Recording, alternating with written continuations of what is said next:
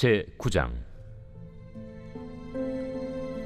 사울이 주의 제자들에 대하여 여전히 위협과 살기가 등등하여 대제사장에게 가서 다메섹 여러 회당에 가져갈 공문을 청하니, 이는 만일 그 도를 따르는 사람을 만나면 남녀를 막론하고 결박하여 예루살렘으로 잡아오려 함이라. 사울이 길을 가다가 다메섹에 가까이 이르더니 호련히 하늘로부터 빛이 그를 둘러 비추는지라. 땅에 엎드러져 들음에 소리가 있어 이르시되, 사울아, 사울아, 네가 어찌하여 나를 박해하느냐? 주여, 누구시니까? 나는 네가 박해하는 예수라. 너는 일어나 시내로 들어가라. 네가 행할 것을 네게 이룰 자가 있느니라. 같이 가던 사람들은 소리만 듣고 아무도 보지 못하여 말을 못하고 서 있더라. 사울이 땅에서 일어나 눈은 떴으나 아무것도 보지 못하고 사람의 손에 끌려 다메섹으로 들어가서 사흘 동안 보지 못하고 먹지도 마시지도 아니하니라.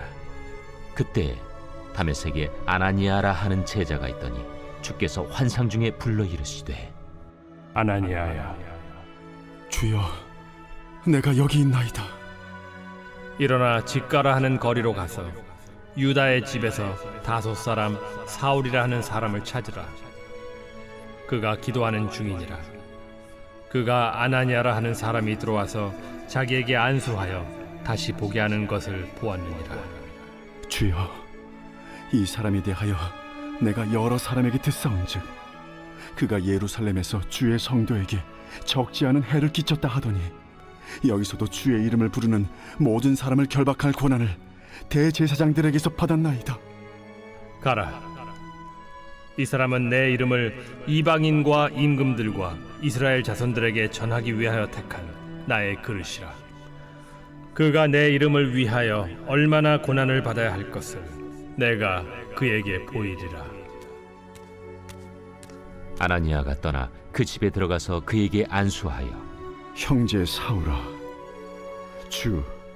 곧 내가 오는 길에서 나타나셨던 예수께서 나를 보내어 너로 다시 보게 하시고 성령으로 충만하게 하신다. 즉시 사울의 눈에서 비늘 같은 것이 벗어져 다시 보게 된지라. 일어나 세례를 받고 음식을 먹음에 강건하여지니라. 안녕하십니까, 사랑하는 가족 여러분. 9월 24일 큰수 매일 말씀 시작하겠습니다. 오늘 본문은 사도행전 9장 1절부터 19절 상반절까지입니다. 오늘 본문도 유명한 본문이죠. 바울이 아나니아를 만나 그의 눈이 벗겨지고 성령님을 다메섹으로 가는 도상에서 성령님을 만나고 아나니아를 만나서 회복되는 그러한 장면입니다. 우리 1절부터 3절을 보시면 사실 바울이 다메섹으로 가던 길은 예수 믿는 자를 죽이러, 예수 믿는 자를 잡아들이러 가는 길이었습니다. 교회를 핍박하러 가는 길이었다라는 것이죠. 사랑하는 가족 여러분, 이 전도하실 때에 여러분이 핍박하러 와도 상관없습니다. 교회를 어떻게 나쁜 거 있나 보자, 혹은 막 투덜거리면서 교회 와도 됩니다. 왜? 구원을 이루시는 분은 예수 그리스도시기 때문입니다. 그래서 이 다메섹으로 가는 도상에 빛이 그를 둘러쌌다. 여러분, 저도 예수님 처음 만났을 때 어떤 빛이 제 마음 가운데 들어오는 것이 느껴졌습니다. 그런데 한 가지 특이한 점은 이 빛이 단순히 바울에게만 있었던 것이 아니었다라는 것이죠. 계속 가보면 4절 5절 사울아 사울아 어찌하여 나를 박해하느냐, 누구십니까? 네가 핍박하는 예수다. 이제 시내로 가라. 내가 행할 것을 보이겠다. 이 특이한 경험을 했던 바울에게 일어났던 일은 단순히 바울에게만 일어났던 일이 아닙니다. 7절 보시면 같이 가진 사람들도 소리는 들었다고 나와 있죠. 아무도 보지 못하고 말을 못하고 서 있었다. 여러분, 그렇지 않겠습니까? 갑자기 예수를 때려 죽이고, 사실 바울과 같이 갔던 사람들은 예수 믿는 자를 같이 잡으러 가는 사람들이었겠죠. 같이 가는데 갑자기 소리가 있어서 누구냐? 바울이 대장격이니까 얘기했겠죠. 누굽니까? 네가 박해하는 예수다. 그 예수 믿는 사람들 박해하러 가는 그 무리들 다 그 소리를 들었다는 것입니다. 얼마나 무서웠겠습니까? 그분을 믿는 사람을 내가 박해하러 가는데 갑자기 예수의 음성이 우리 모두에게 들려버린 것이죠. 그런 이유로 바울만 눈이 멀게 되고 아나니아라는 사람이 오게 됩니다. 그 아나니아라는 사람을 만나기까지 3일 정도 걸렸는데 그 3일 동안 바울이 기도했다고 나오고 있죠. 11절 일어나 하나님께서 아나니아에게 얘기하기로 일어나 직가로 가면 바울이라는 사람이 있는데 그 사람이 기도하는 중이다. 그래서 그 사람이 환상 중에서 네가 와서 그 눈을 뜨게 해줄 것을 그 사람 환상 중에 봤다. 여러분, 바울이 예수님 체험하자마자 환상 가운데 아나니아가 올 것도 봤습니다. 기도했습니다. 바울이 변화했다는 것이죠. 예수님을 만나면 그 즉시로 변화하게 됩니다. 예수님을 박해하던 그 사람도 바로 어떤 시간이 쌓여서 내공이 쌓여서 어떤 영적인 변화가 일어나는 것이 아니라 바로 나의 눈을 뜨게 해줄 사람이 아나니아였다는 것을 환상 중에 눈 감고 있는 중에 봤다는 것이죠. 여러분, 놀라운 일입니다. 예수를 만나게 되면 180도 인생이 변화하게 됩니다. 180도로 변화하게 되는 것이죠. 여러분, 티가 나야 된다는 것입니다. 삶의 증거와 바뀜이 있어야 된다는 것입니다. 많은 사람들이 이렇게 얘기합니다.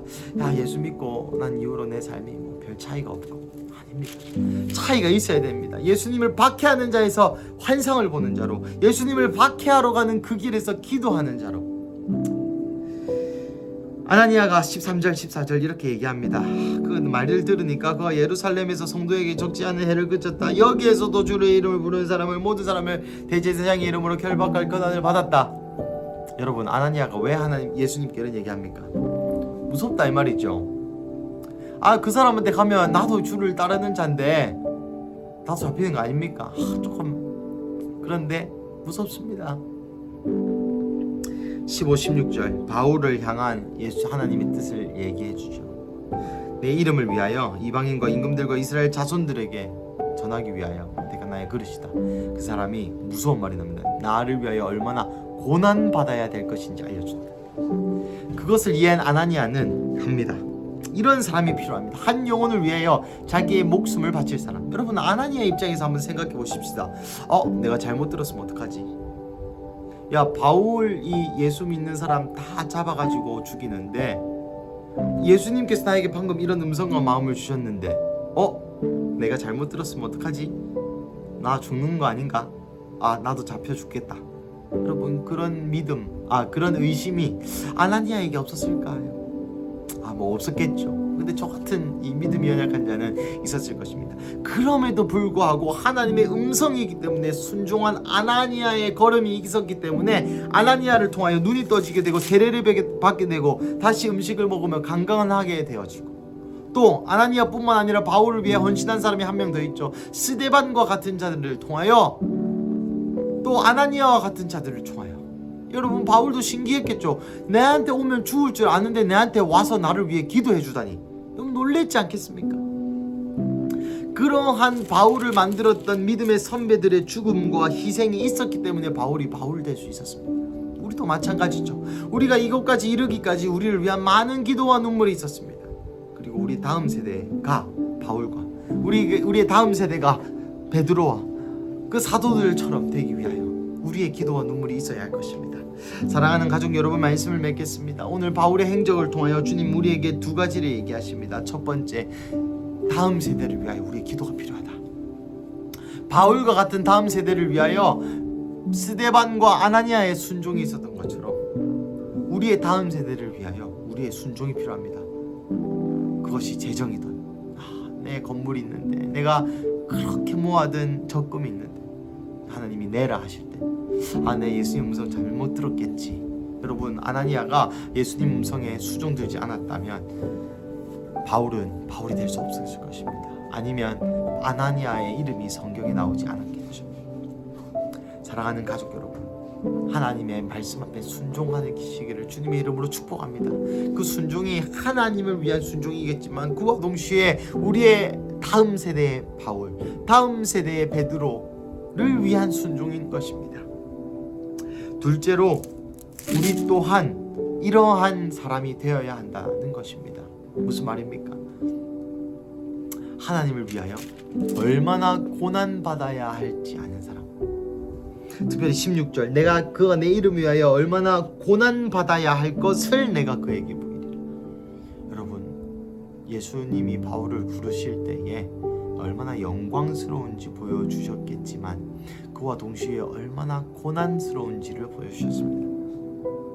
그렇지만 바울은 그 영광과 고난을 함께 택했죠. 왜냐? 그 고난이 이 영광에는 비할 바가 아니었다 라고 그의 입을 통하여 고백하고 있는 것처럼 그렇습니다. 우리의 인생 동안 우리가 당장 겪게 될 이 고난, 예수 그리스도를 선택하고 하나님의 말씀을 선택하고 하나님의 말씀을 따라 사는 그 모든 인생 가운데에 영광이 있겠지만 고난도 필히 있을 것입니다.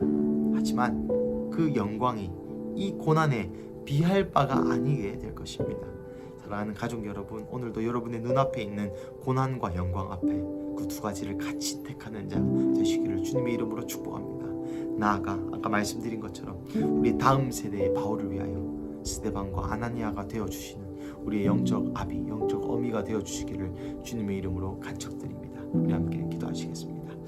사랑하는 하나님 감사합니다. 오늘 본문을 통하여 우리의 삶을 다시 한번 도전하신 하나님 감사합니다. 하나님, 먼저 우리의 다음 세대의 바울, 다음 세대의 리더, 다음 세대의 두 증인, 다음 세대의 사도들과 같은 자들을 위하여 우리가 스데반과 아나니아와 같은 그 리스크를 감당하는 삶, 리스크를 감당하여 하나님의 말씀을 따르는 삶 살게 하여 주시옵소서.